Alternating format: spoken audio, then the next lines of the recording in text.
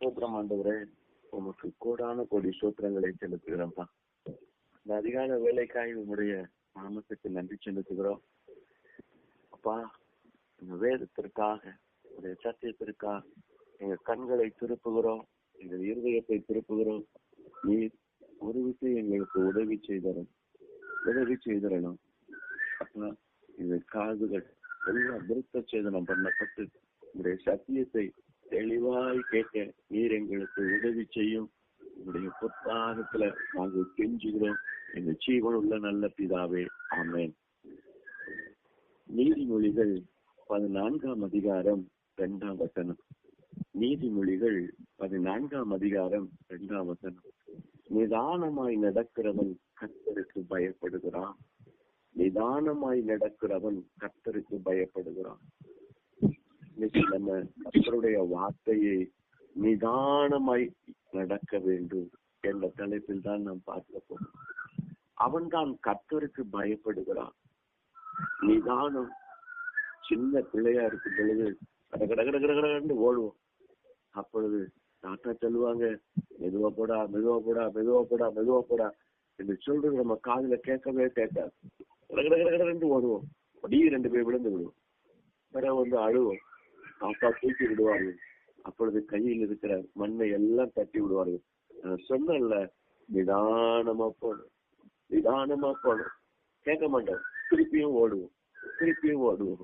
பாருங்க, நம்முடைய வாழ்க்கை சிறு வயதுல இருந்து இன்று வரைக்கும் ஒரு நிதானம் இல்லை.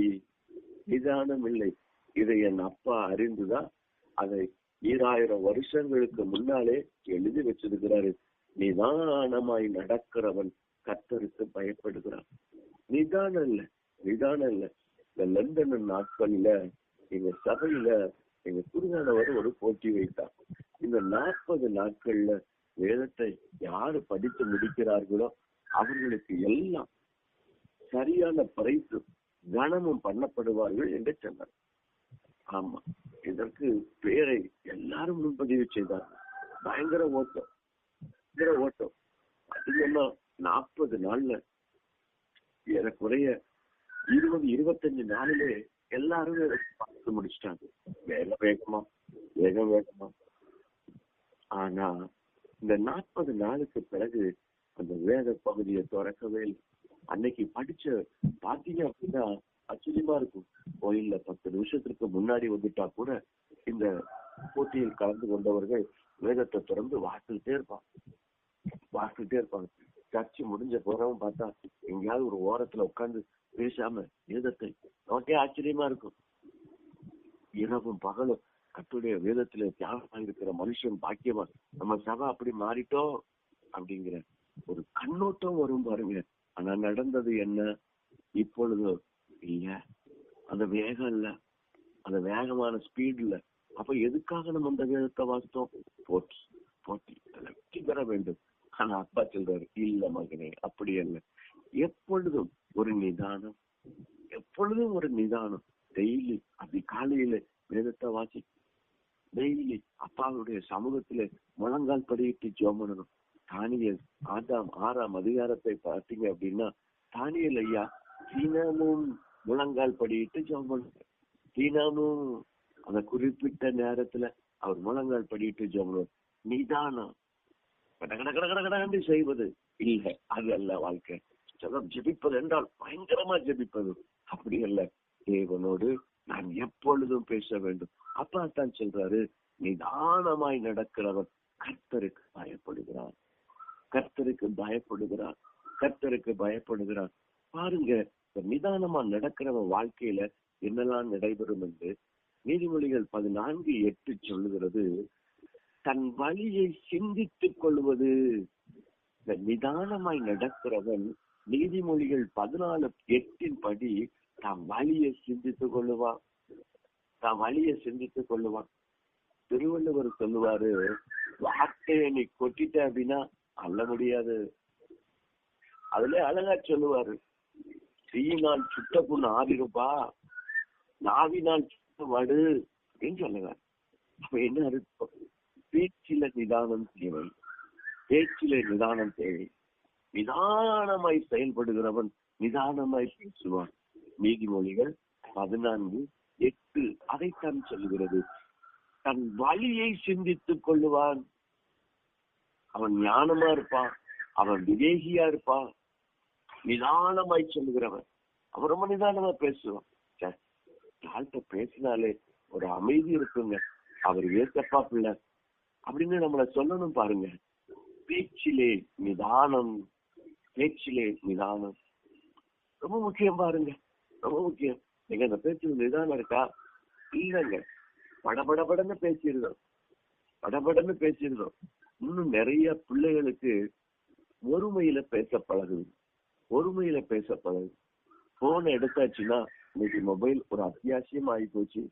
போனை எடுத்த உடனே நம்ம நேர்ல பார்த்தாலே வணக்கம் போடுகிற அத்தியாசம் இல்லாததுனால போன்ல வணக்கம் சொல்லுவதில்லை, நேரடியா ஹலோ என்ன என்று பேச்சுக்கு வருகிறார்கள். நிதானம் இல்லை, நம்ம யார்கிட்ட பேசுறோம் அப்படிங்கிற சிந்தனை இல்லை என்பதை சிந்தித்துக் கொள்வதில்லை. நம்ம அப்பாட்டெல்லாம் பேசுறோம், நம்ம அம்மாட்டெல்லாம் பேசுறோம், நம்ம இன்னைக்கு அண்ணன்ட்டெல்லாம் பேசுறோம், அக்காட்டெல்லாம் பேசுறோம். பேசுவதுல ஒரு சிந்தனை இல்ல, யார்கிட்ட பேசுறங்கிற சிந்தனையே இல்ல, தாறுமாறா பேசுறது, எந்த இடத்துலனாலும் பேசுறது, எங்கனாலும் பேசுறது. இந்த இடத்துல நான் நின்று பேசலாமா? வழியை சிந்தித்துக் கொள்வது நிதானமா போனா மட்டும்தான். அற்று ஆண்டவர் சொன்னார், நிதானமாய் போறவன் கர்த்தருக்கு பயப்படுகிறான். நீதிமொழிகள் 14:8 சொல்லுகிறது, இவன் தான் வழியில சிந்தித்து நடப்பான், சிந்தித்து நடப்பான். மூன்றாவது ஒரு காரியத்தை பாருங்க. நீதிமொழிகள் 14:15 சொல்லுகிறது, தன் வழியின் மேல், தன் நடையின் மேல் கவனம் இருப்பான். தன் நடையின் மேல் கவனமா இருக்கிறான்.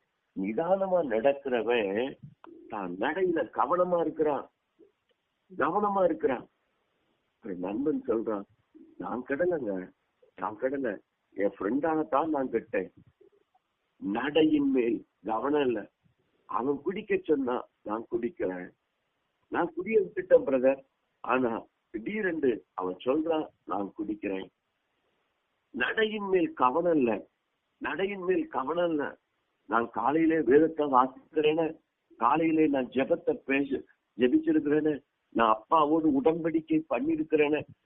என் நடையில கவனம் வேணும், என் நடையில கவனம் வேணும், ரொம்ப கவனமா இருக்கணும். கர்த்தருடைய பிள்ளைகளுக்கு அது ரொம்ப ரொம்ப அவசியம் பாருங்க. அப்ப அதான் சொல்லுது, நிதானமா போ, வழியை சிந்திச்சுக்கோ, உன் நடையின் மேல் கவனமா இரு. இந்த இடத்துல நான் நிற்கலாமா? சங்கீதம் 1 சொல்லுது, சும்மா இருக்கிறேன், நடக்கிற பாதையில நடக்காதப்பா, பரியாசக்காரன் உட்கார்ந்த இடத்துல நீ உட்காராத, உட்காராத. காவல்துறை என்றாலே சரி இல்ல, காவல்துறையை விடுங்களே, ஒரு 2 நபர்கள் பேசிக்கொண்டால் 2 நிமிடம் உங்களை மாத்தி மாத்தி விசாரித்துக் கொள்வீர்கள். 3வது நிமிடம் என்ன செய்யறோம்? யாரையாவது குறித்து சரியாக்கம் பண்ணுகிறோம். பாத்தியாளா, அவன் எப்படி ஆயிட்டான் பாத்தியாளா, அவன் என்ன ஆனாம் பாத்தியாளா, அவன் எப்படி நடந்தான் பாத்தியாளா. நடையின் மேல் கவனமா இருங்க, நடையின் மேல் கவனமா இருங்க. பரியாசக்காரன் இடத்துல கூட உட்காராதீங்க. நீங்க நிதானம் இல்லாதனாலதான் நீங்க போய் உட்கார்ந்து உங்களுடைய நேரத்தை செலவழிக்கிறீங்க. நிதானம், நிதானம். அவன் கர்த்தருக்கு பயப்படுவான், அவன் தான் வழியை சிந்தித்து கொள்ளுவான், தான் நடையின் மேல் கவனமா இருப்பான். 4வது பாருங்க, கடிந்து கொள்ளுதலை கவனித்து நடக்கிறான். நீதிமொழிகள் 15:5 சொல்லுது, இவன் என்ன செய்வான்? யாராவது திட்டுனா கோவப்பட மாட்டான். சின்ன பிள்ளைங்களை, ஏம்மா நீ அப்படி செய்யக்கூடாது, நீ போற வழி தப்பு, நீ நடக்கிற பாதை தப்பு, உன்ட நிதானம் இல்ல, நீ ரொம்ப மோசமா போற சொன்னா ஐயோ புரிஞ்சிருது. உங்க காலம் வேறப்பா, உங்க காலம் வேற, நீங்க 19th, நாங்க 2K kids, உங்களுக்கு தெரியல. கடிந்து கொள்ளுதலை கவனிக்க முடியல. அப்பா ஏன் சொல்றாங்க, அம்மா ஏன் சொல்றாங்க, பாஸ்டர் ஏன் சொல்றாங்க, ஊழியக்காரங்க ஏன் சொல்றாங்க, இந்த வேத வசனம் என்ன நோக்கி ஏன் வருது, அந்த ஐயோ இந்த தலைமுறைக்கு அதை கவனிக்க முடியல. என் அப்பா சொல்றாரு, என் பிள்ளைங்க நிதானமா நடக்கிறது இல்ல, எனக்கு பயப்படுறது இல்ல, வலிய சிந்திக்கிறது இல்ல, நடையின் மேல் கவனம் இல்ல, ஆகையால் என்னுடைய கடிந்து கொள்ளுதல் என் பிள்ளைகளுக்கு பிடிக்கவில்லை. எவ்வளவு வேதனை பார்த்தீங்களா? எவ்வளவு வேதனை பார்த்தீங்களா? எவ்வளவு வேதனை. என் சந்ததி மாறணும்ப்பா, நிதானமாய் நடந்து உனக்கு பயப்படணும்.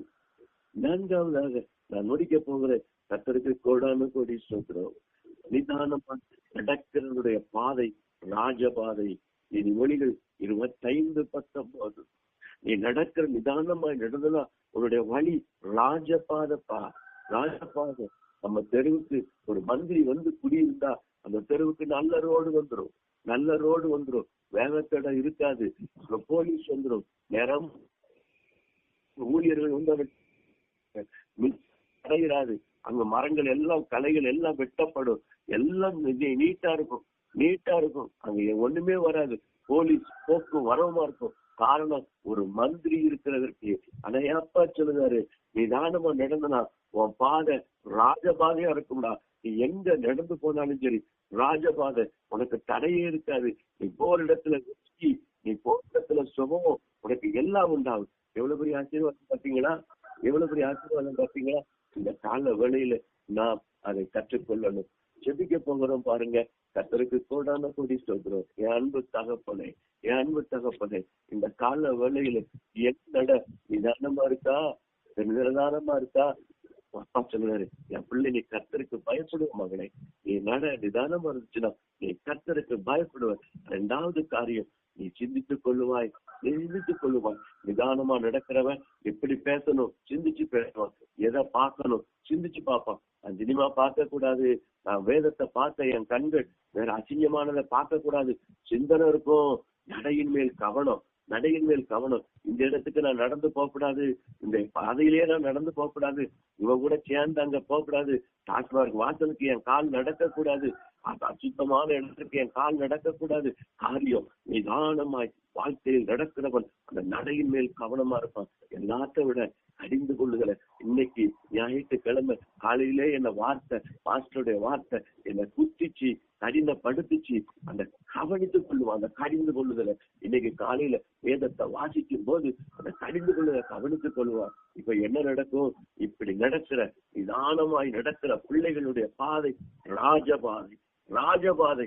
ஒரு மாற்றம் இல்ல, அங்க தோல்வி இல்ல, அங்க சுகம் உண்டாகும், அங்க பலன் உண்டாகும், அங்க வெற்றி உண்டாகும். அந்த பாதையில செல்லுகிறவனுக்கு ரட்சிப்பு உண்டாகும், அந்த பாதையில செல்லுகிறவனுக்கு மகிழ்ச்சி உண்டாகும், அந்த பாதையில செல்லுகிறவனுக்கு நிதானமாய் நடக்கிறவனுக்கு அங்க போறவனுக்கு மன மகிழ்ச்சி களிப்பு எல்லாம் உண்டாகும். பாருங்க, நிதானமாய் எடுப்போமா?